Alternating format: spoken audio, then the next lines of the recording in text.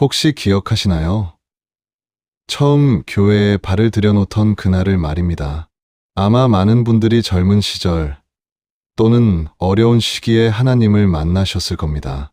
그때의 마음이 어땠는지 지금도 선명하게 기억하고 계실 것 같아요.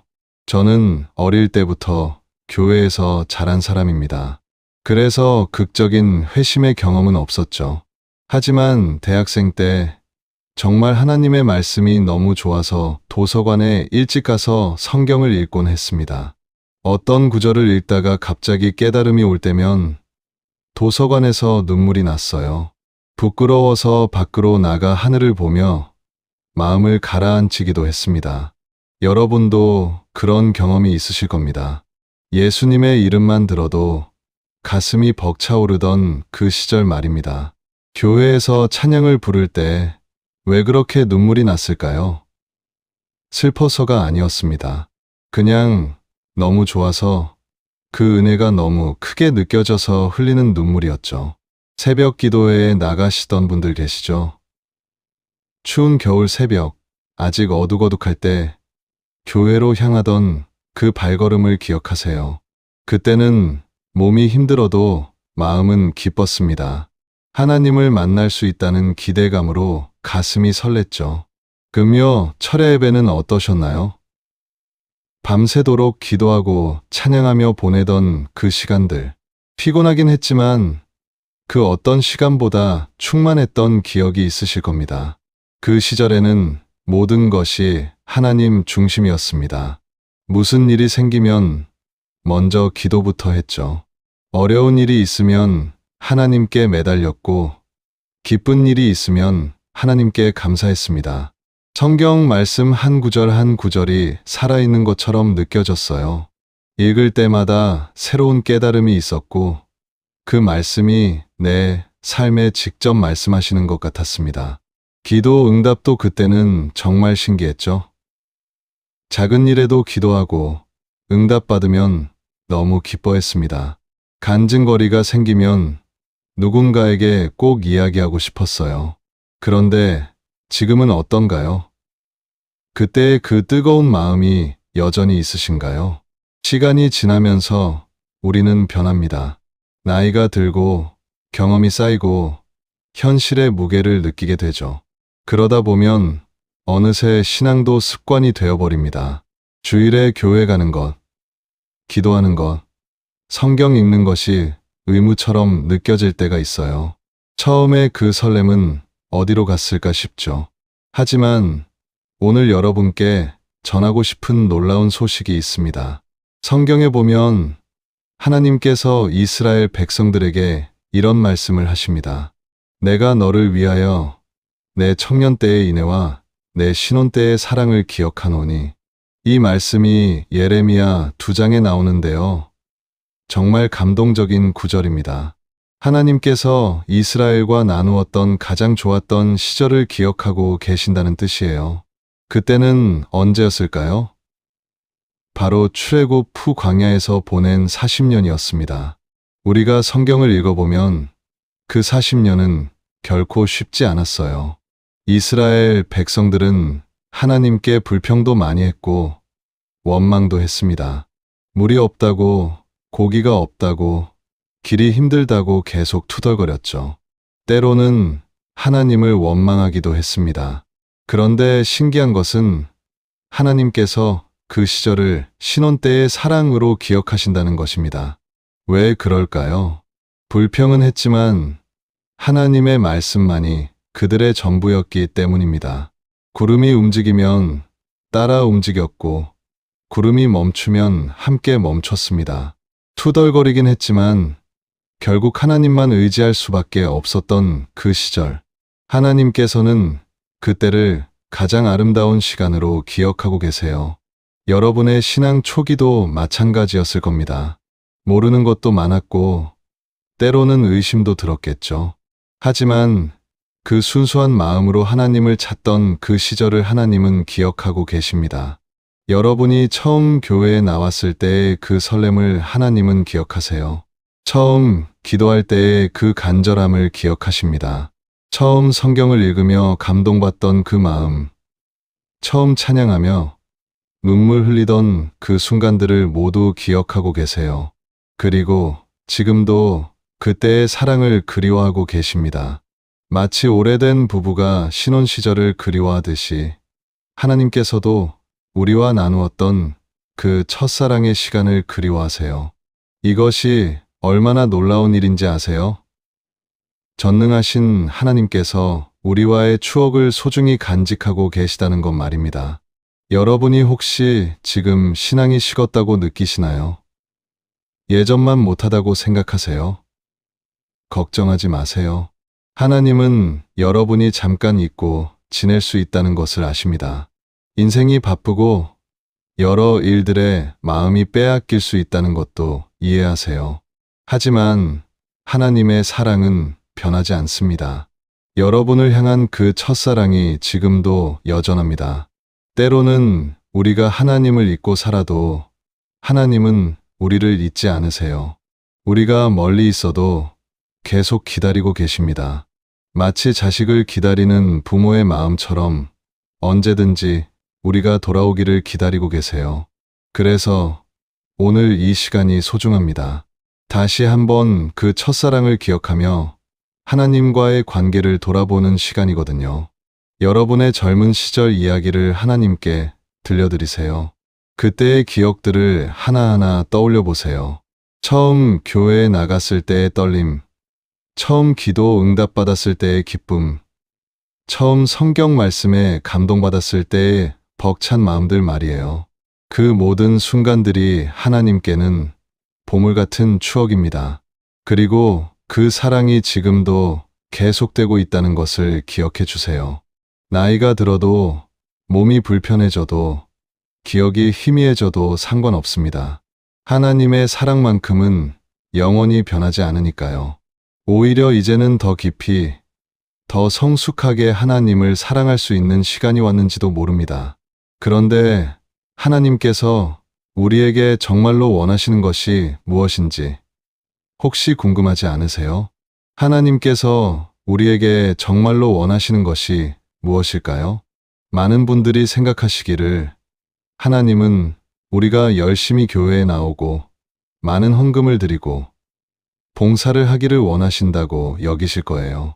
물론 이런 것들도 소중합니다. 하지만 하나님께서 가장 원하시는 것은 따로 있어요. 성경을 보면 참 놀라운 이야기가 나옵니다. 하나님께서 이스라엘 백성들을 이집트에서 구해내신 후 제일 먼저 하신 일이 무엇인지 아세요? 바로 십계명을 주신 것입니다. 그것도 다른 사람의 손을 빌리지 않고 하나님께서 직접 돌판에 새겨주셨어요. 그 첫 번째 계명이 바로 너는 나 외에는 다른 신들을 내 얼굴 앞에 두지 말라는 것이었습니다. 여기서 중요한 단어가 있어요. 내 얼굴 앞에라는 표현입니다. 이것이 단순히 우상 숭배를 하지 말라는 뜻일까요? 물론 그 의미도 있지만 더 깊은 뜻이 숨어 있어요. 하나님께서 정말로 말씀하고 싶으셨던 것은 이런 것입니다. 이제 내 얼굴 앞에는 너만 있어라. 그리고 내 얼굴 앞에는 나만 있게 해라. 우리 사이에는 어떤 것도 두지 마라. 이게 무슨 뜻인지 쉽게 설명해 드릴게요. 사랑하는 사람과 만날 때를 생각해 보세요. 젊은 시절 연애할 때 그 사람과 단둘이 있고 싶지 않으셨나요? 다른 사람이 끼어들면 싫었죠. 오직 둘만의 시간을 갖고 싶었습니다. 하나님의 마음도 바로 그런 것입니다. 우리와 단둘이 있고 싶으셔요. 이집트는 그 당시 세계에서 가장 부강한 나라였어요. 돈도 많고 기술도 발달했고 좋은 건물들도 많았습니다. 만약 하나님께서 돈이나 능력이나 멋진 건물을 원하셨다면 이집트 사람들을 데리고 나오셨을 거예요. 하지만 하나님은 가난하고 약했던 이스라엘 백성들을 선택하셨습니다. 왜 그럴까요? 바로 그들과 함께 있고 싶으셨기 때문이에요. 다른 것은 필요 없었습니다. 오직 관계 그 자체가 중요했던 거죠. 성경에는 이런 말씀도 나와요. 하나님께서 이스라엘을 이집트에서 구해내신 이유가 그들 중에 거하려고였다고 하거든요. 참 감동적이지 않나요? 전능하신 하나님께서 우리와 함께 있고 싶어 하신다니요. 이런 이야기를 해드릴게요. 어떤 목사님 이야기인데요. 그분의 어머니가 이른이 넘으신 할머니였어요. 그런데 아들이 먼 곳에 강의를 하러 갈 때마다 공항까지 나오시는 거예요. 1시간 이상 버스를 갈아타며 힘들게 오셔서 아들 얼굴을 30초 정도 보시고는 다시 집으로 돌아가셨대요. 아들이 왜 이렇게 힘들게 나오세요? 라고 물어보면 어머니는 얼굴 봤으니까 됐어. 빨리 들어가라고 하시면서 돌아가셨다고 해요.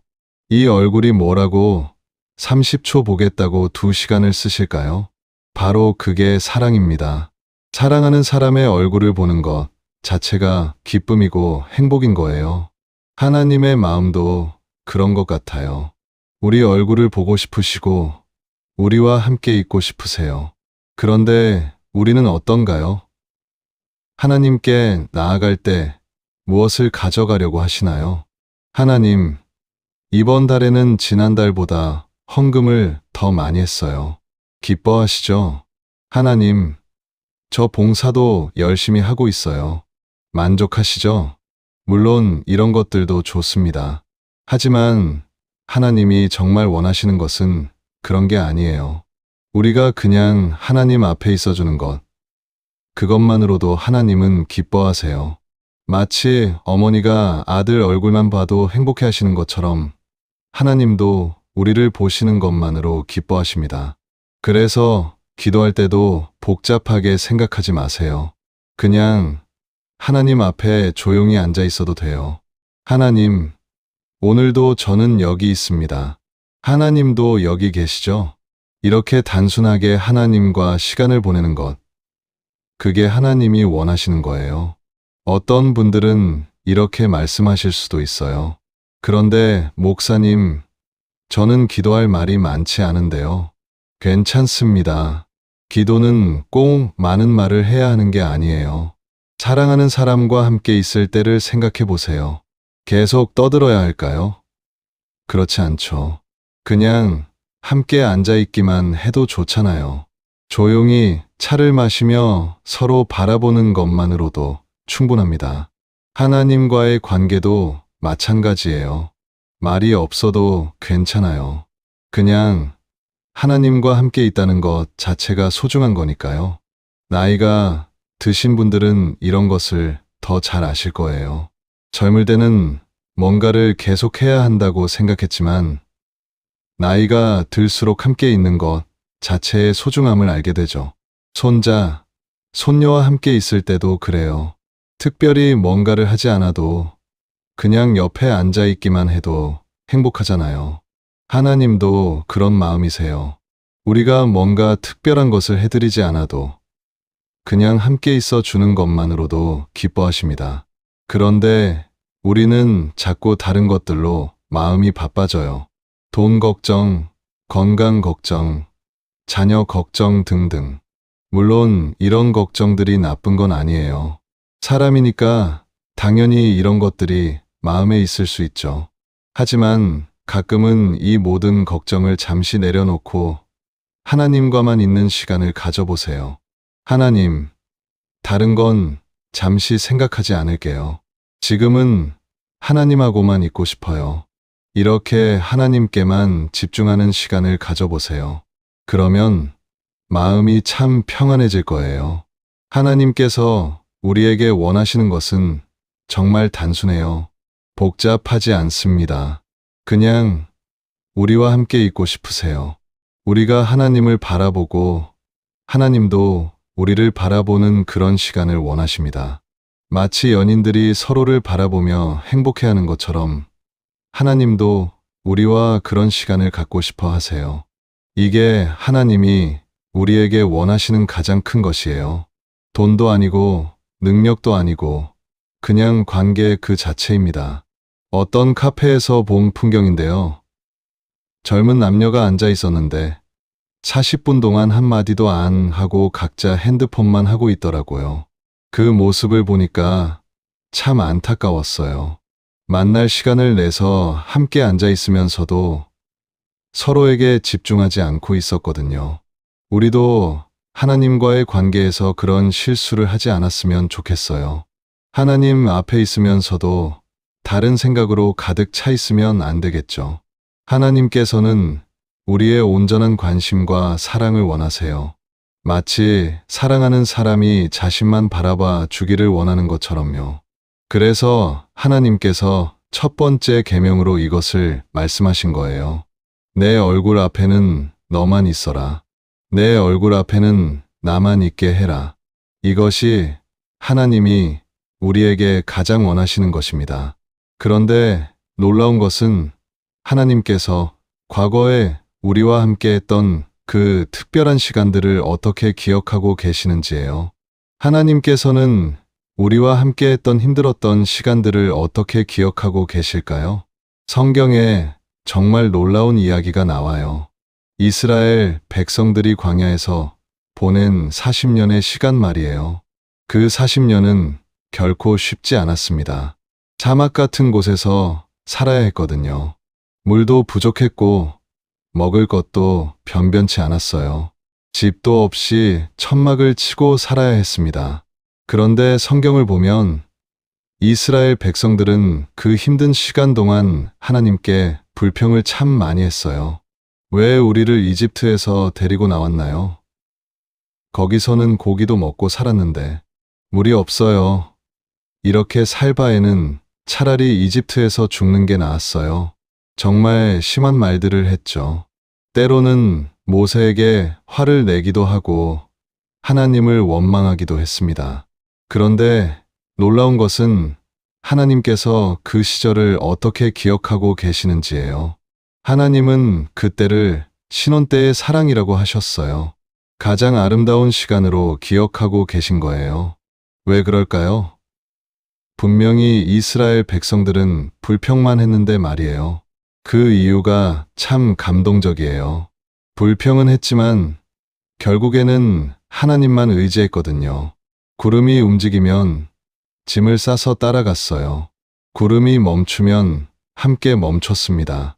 투덜거리긴 했지만 하나님의 말씀 외에는 의지할 곳이 없었던 거예요.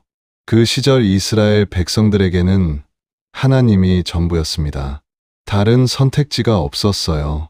힘들긴 했지만 하나님과 가장 가까이 지냈던 시간이기도 했죠. 하나님께서는 바로 그 점을 기억하고 계세요. 불평하는 소리가 아니라 결국 당신만 의지했던 그 마음을 기억하고 계신 거예요. 여러분의 인생도 그랬을 거예요. 젊은 시절 참 힘들었던 때가 있으셨죠? 돈이 없어서 고생했던 시절, 아이들 키우느라 밤잠을 설쳤던 시절, 그때 하나님께 불평도 많이 하셨을 거예요. 하나님, 왜 저만 이렇게 힘들어야 해요? 다른 사람들은 다 잘 사는 것 같은데 저는 언제까지 이렇게 살아야 하나요? 이런 기도를 하지 않으셨나요? 그런데 지금 돌아보니 어떠세요? 그 힘들었던 시절이 오히려 하나님과 가장 가까웠던 때가 아니었나요? 돈이 없을 때는 간절히 기도했고 아이가 아플 때는 밤새 하나님께 매달렸죠. 어려운 일이 생기면 제일 먼저 하나님을 찾았어요. 다른 의지할 곳이 없었거든요. 그때는 하나님의 작은 도움도 너무 감사했습니다. 조금만 일이 잘 풀려도 하나님 감사합니다 라고 눈물을 흘렸죠. 성경 한 구절이 마음에 와닿으면 하루 종일 그 말씀을 생각했어요. 그 말씀이 큰 위로가 되었거든요. 하나님께서는 바로 그 시절을 기억하고 계세요. 여러분이 불평했던 것이 아니라 결국 당신만 붙잡고 살았던 그 모습을 기억하고 계신 거예요. 어떤 할머니 이야기를 들려드릴게요. 그분은 젊은 시절 정말 가난하게 사셨대요. 남편이 일찍 돌아가셔서 혼자 아이들을 키워야 했거든요. 그때는 먹을 것도 없어서 아이들과 함께 울면서 기도했다고 해요. 하나님, 아이들이 배고파해요. 어떻게 하면 좋을까요? 그런데 신기하게도 항상 때맞춰 도움이 왔다고 하세요. 이웃에서 반찬을 나눠주기도 하고 어디선가 일거리가 생기기도 했어요. 지금 그 할머니는 이렇게 말씀하세요. 그때가 가장 힘들었지만 동시에 가장 행복했던 시절이었어요. 하나님이 정말 살아계신다는 것을 매일 느꼈거든요. 참 아름다운 고백이지 않나요? 여러분도 그런 경험이 있으실 거예요. 힘들었지만 하나님을 가장 가까이 느꼈던 시절 말이에요. 그런데 요즘은 어떠세요? 예전만큼 하나님이 가깝게 느껴지시나요? 아마 많은 분들이 솔직하게 아니요 라고 대답하실 것 같아요. 그럴 수밖에 없어요. 나이가 들면서 삶이 안정되었거든요. 집도 있고 경제적으로도 여유가 생겼고 아이들도 다 키웠죠. 예전처럼 간절히 기도할 일이 많지 않아졌어요. 급하게 하나님을 찾을 일도 줄어들었고요. 이것은 나쁜 게 아니에요. 하나님께서 여러분을 축복해 주신 결과거든요. 하지만 때로는 그 안정감이 하나님과의 거리를 만들기도 해요. 예전에는 하나님 없이는 하루도 살 수 없다고 느꼈는데 지금은 그런 절실함이 덜하죠. 그래도 괜찮아요. 하나님께서는 이런 우리의 마음도 다 아세요. 오히려 이제는 다른 방식으로 하나님과 가까워질 수 있어요. 예전에는 필요해서 하나님을 찾았다면 이제는 사랑해서 하나님을 찾을 수 있거든요. 어렸을 때는 엄마가 필요해서 엄마를 찾지만 어른이 되면 엄마를 사랑해서 찾는 것과 비슷해요. 이제 여러분은 하나님께 무언가를 달라고 하지 않아도 돼요. 그냥 하나님이 좋아서 가까이 할 수 있는 나이가 되신 거예요. 하나님, 특별히 달라고 할 것은 없어요. 그냥 하나님이 좋아서 왔어요. 이런 기도를 할 수 있는 특권이 생긴 거죠. 젊었을 때는 이런 여유가 없었어요. 항상 급한 일들이 있었거든요. 하지만 이제는 천천히 여유롭게 하나님과 시간을 보낼 수 있어요. 아침에 일찍 일어나서 조용히 하나님과 대화하는 시간을 가져보세요. 하나님, 오늘도 하루가 시작되네요. 함께 해주세요. 이렇게 단순한 대화로도 충분해요. 힘들었던 과거를 하나님께 감사드려 보세요. 하나님, 그때는 힘들었지만 지금 생각해보니 하나님이 함께 하셨네요. 감사합니다. 그 시절의 어려움들이 지금은 모두 추억이 되었잖아요. 그리고 그 모든 것을 통해 지금의 여러분이 된 거고요. 하나님께서는 여러분의 그 모든 광야 같았던 시절들을 신혼 때의 사랑으로 기억하고 계세요. 불평했던 것도 원망했던 것도 다 이해하세요. 대신 결국 당신만 의지했던 그 마음을 소중히 여기고 계시거든요.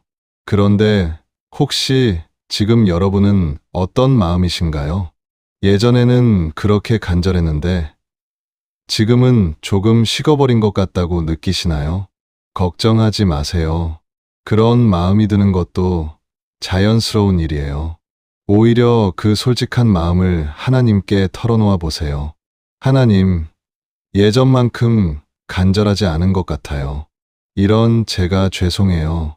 하나님께서는 이런 우리의 솔직한 마음도 기뻐 받으실 거예요.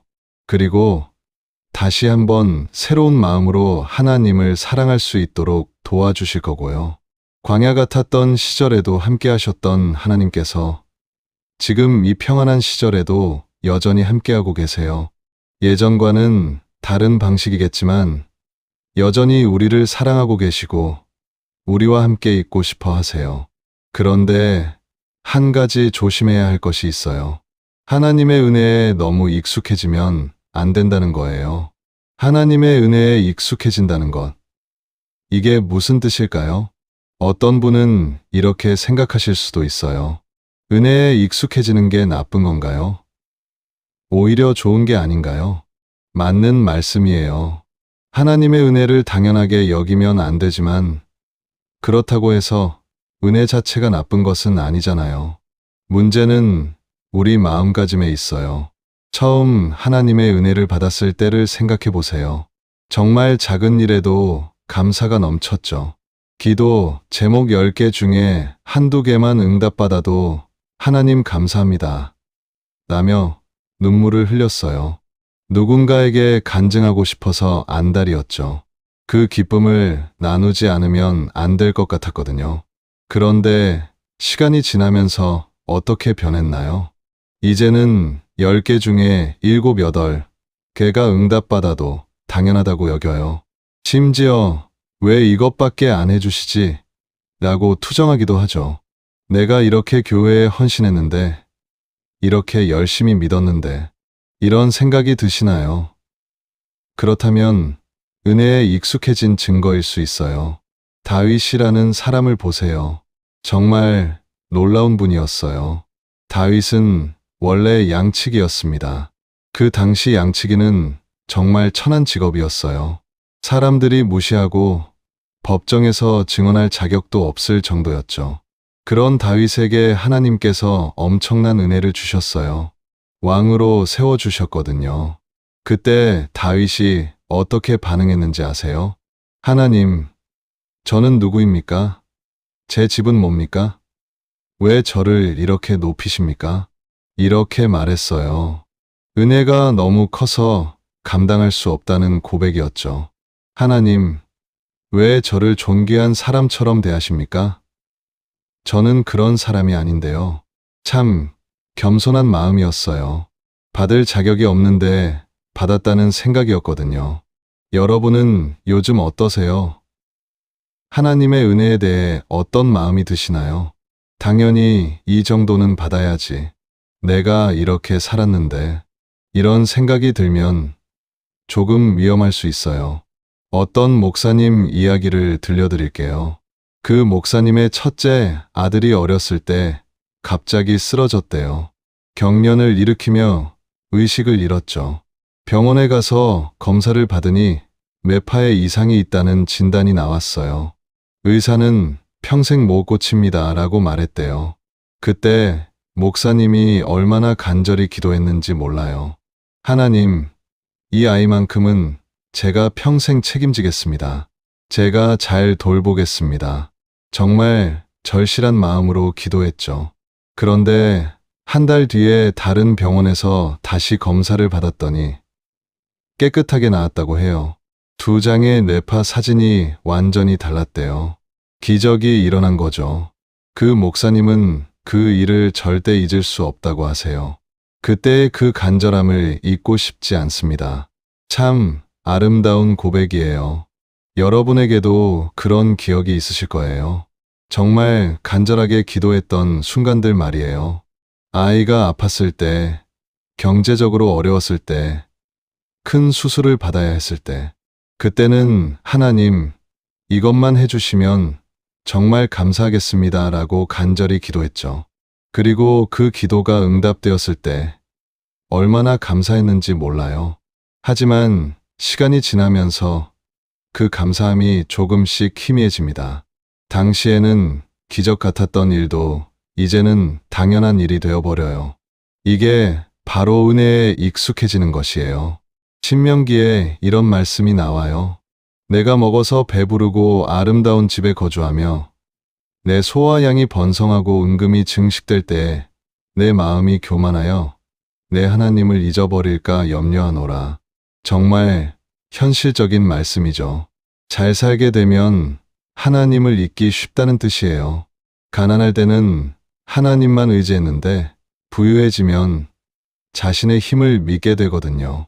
내 능력과 내 손의 힘으로 내가 이 재물을 얻었다. 이런 생각이 들기 시작하는 거예요. 그래서 성경은 계속 말해요. 내 하나님을 기억하라. 이게 얼마나 중요한 말씀인지 몰라요. 여러분, 한번 생각해 보세요. 지금 여러분이 가진 모든 것들이 정말 여러분 힘으로만 얻은 건가요? 건강하게 살고 계신 것, 가족이 있는 것, 집이 있는 것, 끼니를 걱정하지 않는 것, 이 모든 것이 당연한 건가요? 세상에는 건강하고 싶어도 건강하지 못한 사람들이 많아요. 열심히 일해도 가난한 사람들도 많고요. 그런데 우리는 지금 이렇게 평안하게 살고 있어요. 이게 우연일까요? 분명히 하나님의 은혜예요. 물론 여러분도 열심히 살아오셨어요. 밤늦게까지 일하고 자녀들 키우느라 고생하셨죠. 그 노력을 무시하는 게 아니에요. 정말 대단하세요. 하지만 그 노력이 결실을 맺을 수 있었던 것도 하나님의 은혜예요. 세상에는 열심히 살아도 보상받지 못하는 사람들이 너무 많거든요. 그래서 우리는 겸손해야 해요. 하나님, 제가 여기까지 올 수 있었던 것은 하나님의 은혜입니다. 이렇게 고백할 수 있어야 해요. 다윗처럼 저는 누구입니까? 왜 저를 이렇게 축복해 주십니까? 라는 마음을 가져야죠. 그런데 어떻게 하면 이런 마음을 계속 유지할 수 있을까요? 가장 좋은 방법은 과거를 기억하는 것이에요. 힘들었던 시절을 떠올려 보세요. 그때 하나님께서 어떻게 도우셨는지 생각해 보시고요. 어려울 때마다 길을 열어주셨던 하나님의 손길을 기억하세요. 작은 기적 같았던 일들, 때맞춰 나타났던 도움의 손길들, 그런 것들이 모두 우연이 아니었어요. 하나님의 세심한 돌보심이었죠. 그리고 지금 가진 것들에 대해 감사하는 시간을 가져보세요. 매일 아침 일어나서 오늘도 숨 쉴 수 있게 해주셔서 감사합니다 라고 말해보세요. 밥을 먹을 때도 맛있는 음식을 주셔서 감사합니다 라고 하시고요. 가족이 건강한 것, 집이 따뜻한 것, 이런 작은 것들에도 감사를 표현해 보세요. 처음에는 어색할 수도 있어요. 하지만 계속 하다 보면 정말 감사한 마음이 생길 거예요. 또 다른 방법은 어려운 이웃들을 돌아보는 것이에요. 병원에 가보세요. 얼마나 많은 사람들이 아픔으로 고생하고 있는지 보실 거예요. 그러면 건강하게 살고 있는 자신이 얼마나 큰 축복인지 알게 됩니다. 가난한 이웃들을 도와보세요.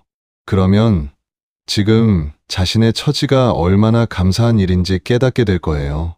이렇게 하면 은혜에 익숙해지지 않고 항상 감사한 마음을 가질 수 있어요. 하나님께서 우리에게 이렇게 말씀하세요. 내 하나님 여호와를 기억하라. 이 말씀을 마음에 새기고 살아가세요. 은혜를 당연하게 여기지 말고 항상 감사하는 마음을 가지세요. 그러면 하나님과의 관계가 더욱 깊어질 거예요. 그리고 남은 인생을 더욱 의미 있게 살아갈 수 있을 거고요. 그런데 이제 한 가지 더 중요한 질문이 남았어요. 우리에게 남은 시간을 어떻게 보내면 좋을까요? 우리에게 남은 시간을 어떻게 보내면 좋을까요? 이런 질문을 받으면 많은 분들이 부담스러워하세요. 아, 이제 뭔가 대단한 일을 해야 하나? 나이도 이렇게 들었는데 뭘 할 수 있겠어? 이런 생각이 드실 수도 있어요. 하지만 걱정하지 마세요. 하나님께서 우리에게 원하시는 것은 대단하고 어려운 일이 아니에요. 아주 단순하고 아름다운 것이거든요. 솔로몬이라는 왕이 있었어요. 정말 지혜로운 사람이었죠. 어느 날 하나님께서 솔로몬에게 이렇게 말씀하셨어요. 내가 원하는 것을 말해보아라. 내가 들어주겠다. 상상해 보세요. 전능하신 하나님께서 뭐든지 달라고 해봐라고 하신 거예요. 여러분이라면 뭘 달라고 하셨을까요? 돈, 건강, 장수, 아마 이런 것들을 생각하실 거예요. 그런데 솔로몬은 뭘 달라고 했는지 아세요? 지혜를 주세요. 백성들을 잘 다스릴 수 있는 지혜를 주세요. 정말 놀라운 대답이었어요. 하나님께서 너무 기뻐하셨대요. 그래서 지혜뿐만 아니라 부와 영광까지 모두 주셨죠. 만약 오늘 하나님께서 여러분에게도 똑같이 말씀하신다면 어떨까요? 내가 원하는 것을 말해보아라. 내가 들어주겠다. 어떤 대답을 하시겠어요? 한번 상상해 보세요. 정말 솔직하게 생각해 보시고요. 어떤 분은 이렇게 말씀하실 수도 있어요. 하나님, 아픈 곳 좀 낫게 해주세요. 자녀들이 잘 되게 해주세요. 경제적으로 조금 더 여유롭게 해주세요. 이런 것들도 좋은 소원이에요. 하나님께서도 이런 우리 마음을 아세요. 하지만 오늘 제가 여러분께 제안하고 싶은 것이 있어요. 이렇게 기도해 보시면 어떨까요? 하나님, 저는 하나님을 더 갖고 싶습니다. 하나님을 더 알고 싶어요. 어떠세요? 이런 기도가 낯설게 느껴지시나요? 사실 이게 가장 아름다운 소원이에요. 물질이나 건강도 중요하지만 하나님 자체를 원하는 마음보다 귀한 것은 없거든요. 어떤 할아버지가 계셨어요. 이른이 넘으신 분이었는데 은퇴하신 후에 신학교에 입학하셨대요. 사람들이 물어봤어요. 목사님, 왜 이 나이에 공부를 다시 하세요? 그분이 이렇게 대답하셨어요. 하나님을 더 알고 싶어서요. 정말 아름다운 대답이었어요. 나이가 들수록 이런 마음이 생기는 것 같아요. 젊을 때는 세상에 많은 것들이 중요했지만 나이가 들면서 정말 중요한 것이 무엇인지 깨닫게 되죠. 돈이 많아도 건강이 나쁘면 의미가 없고 건강해도 외로우면 행복하지 않아요. 하지만 하나님과 함께 있으면 모든 것이 다 의미 있어집니다. 가난해도 하나님이 함께 하시면 부족함이 없어요. 아파도 하나님이 함께 하시면 평안해요. 외로워도 하나님이 함께 하시면 더 이상 외롭지 않아요. 그래서 하나님을 더 아는 것이 가장 큰 축복인 거예요. 여러분은 지금까지 정말 많은 것을 경험하셨어요. 기쁜 일도 많았고 슬픈 일도 많았죠. 성공도 해보셨고 실패도 겪어보셨을 거예요. 그 모든 경험을 통해 하나님이 어떤 분이신지 조금씩 알게 되셨어요. 어려울 때 도우시는 하나님, 슬플 때 위로하시는 하나님, 기쁠 때 함께 기뻐하시는 하나님. 이제는 그 하나님을 더 깊이 알아갈 때예요. 매일 아침 하나님과 조용한 시간을 가져보세요. 하나님, 오늘도 저와 함께 해주세요. 하나님을 더 알고 싶어요. 이렇게 단순하게 시작하시면 돼요. 성경을 읽을 때도 다른 마음으로 읽어보세요. 정보를 얻으려고 하지 말고 하나님의 마음을 알려고 해보세요. 이 말씀을 통해 하나님께서 무엇을 말씀하고 싶어 하실까? 이런 마음으로 읽으면 성경이 살아있는 하나님의 편지처럼 느껴질 거예요. 기도할 때도 달라질 거예요. 무언가를 달라고 하는 기도보다는 하나님과 대화하는 기도를 해보세요. 하나님, 오늘 하루도 함께 해주셔서 감사해요. 하나님, 저는 하나님이 좋아요. 하나님, 하나님은 어떤 분이세요? 더 알려주세요. 이런 기도들이 하나님의 마음을 기쁘게 해드려요.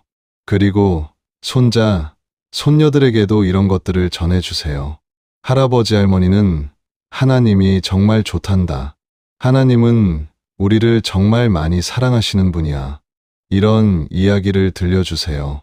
복잡한 설교나 어려운 교리 말고 그냥 하나님에 대한 사랑을 나누시면 돼요. 여러분의 진실한 마음이 아이들에게도 전해질 거예요. 그리고 이제는 죽음에 대해서도 두려워하지 않으셔도 돼요. 하나님을 아는 사람에게 죽음은 끝이 아니라 새로운 시작이거든요. 더 완전한 하나님과의 만남이 기다리고 있어요. 이 땅에서는 거울로 보는 것처럼 희미하게 하나님을 알았지만 그때는 얼굴을 맞대고 뵐 수 있을 거예요. 얼마나 기대되는 일인가요? 그러니까 남은 시간을 두려워하지 마세요. 오히려 설레는 마음으로 하나님을 더 알아가는 시간으로 만들어 가세요. 매일 아침 하나님, 오늘은 어떻게 하나님을 더 알 수 있을까요? 라고 물어보세요. 그러면 하나님께서 작은 것들을 통해서도 당신을 알려주실 거예요. 아름다운 꽃 한 송이를 통해서도, 따뜻한 햇살을 통해서도, 가족의 미소를 통해서도 하나님의 사랑을 느낄 수 있을 거예요. 이제 정리해 볼까요? 하나님께서 우리에게 정말로 원하시는 것은 무엇이었나요? 바로 관계 그 자체였어요. 우리와 함께 있고 싶어 하시는 거였죠. 하나님께서는 우리의 첫사랑을 아직도 기억하고 계세요.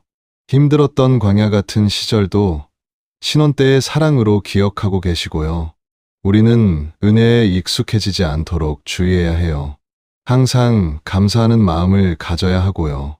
그리고 남은 인생은 하나님을 더 깊이 알아가는 시간으로 보내면 돼요. 어렵지 않아요. 복잡하지도 않고요. 그냥 하나님을 사랑하는 마음으로 하루하루를 살아가시면 돼요. 하나님, 저는 정말 하나님을 사랑해요.